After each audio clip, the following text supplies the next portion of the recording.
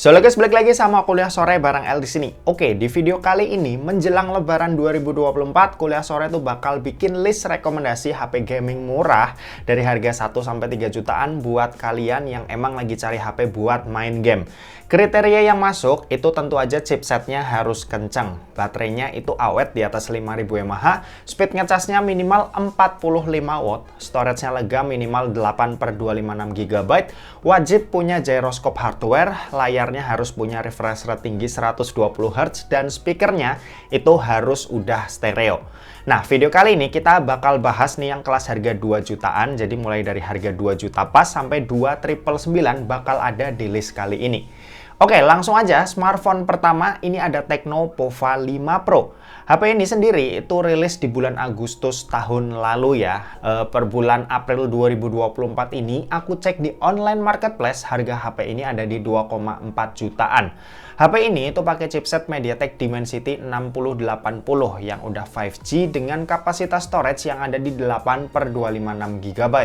HP ini pastinya buat diajak main game udah dijamin enak. Game-game kompetitif kayak Mobile Legends dan PUBG Mobile ini udah aman banget jalan di smartphone ini.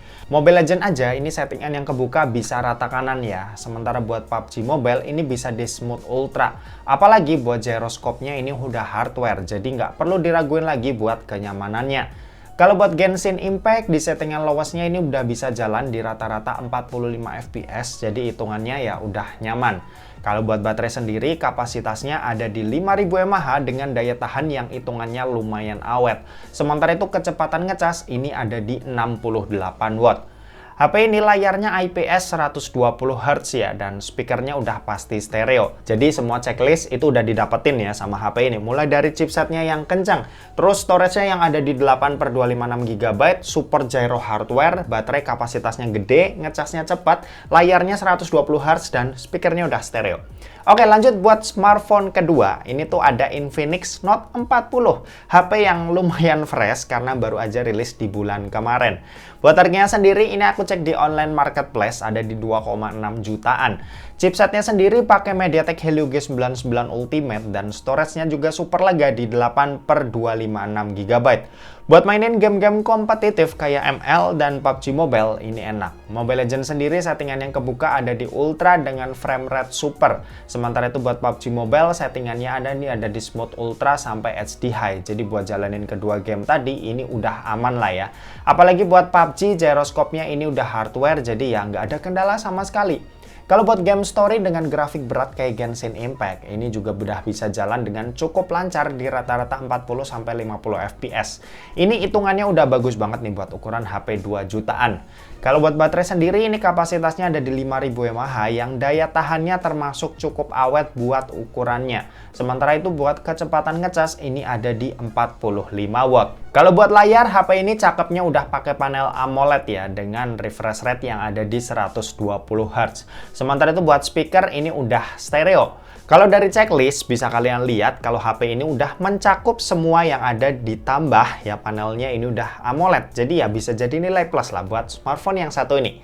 Oke, lanjut buat yang ketiga, ini ada Infinix Note 30 Pro. HP ini sendiri rilis di bulan Juni tahun lalu yang artinya umurnya udah hampir setahun.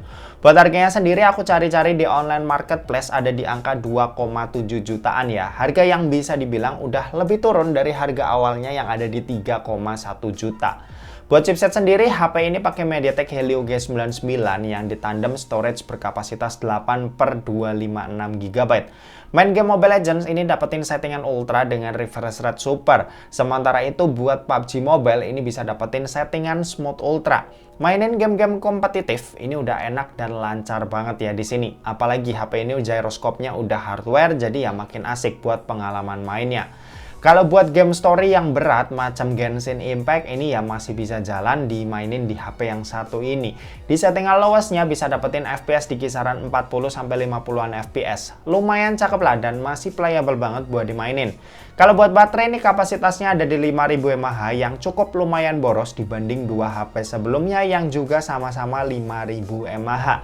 Kalau buat kecepatan ngecas ini ada di 68 watt yang buat isi dayanya dari 0 sampai full butuh waktu 40 menitan aja.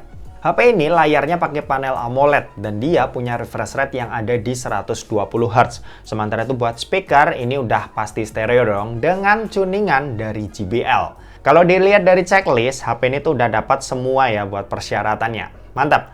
Oke, kita lanjut ke smartphone keempat. Ini ada Poco M6 Pro. HP ini sendiri rilis 2 bulanan lalu atau lebih tepatnya di bulan Februari kemarin. Harganya sendiri pas aku cek di online marketplace ada di 2,7 sampai 2,8 jutaan. Buat chipset, smartphone ini pakai MediaTek Helio G99 Ultra yang ditandem sama storage berkapasitas 8/256 GB. Mobile Legends ini bisa dapetin settingan ultra dengan frame rate super dan ini udah enak banget buat dimainin. Sementara itu buat PUBG Mobile ini smooth ultra sampai HD high ya, dan pengalaman pakainya tentu aja ini enak, apalagi ini udah support gyro hardware yang bikin HP ini tuh makin enak lagi buat dimainin game-game kompetitif macam ML dan PUBG Mobile.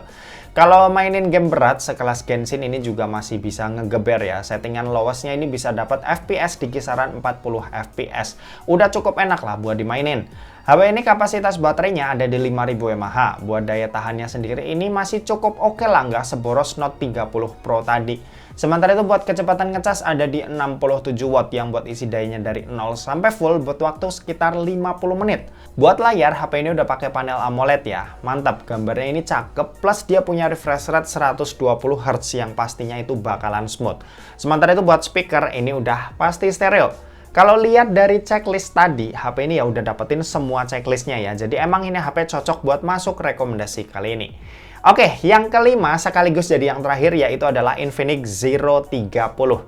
HP ini itu rilis di bulan Oktober tahun lalu yang artinya umurnya sekitar setengah tahunan. HP ini pas aku cek di online marketplace harganya ada di 2,9 juta ya. Udah mepet-mepet ke 3 juta lah.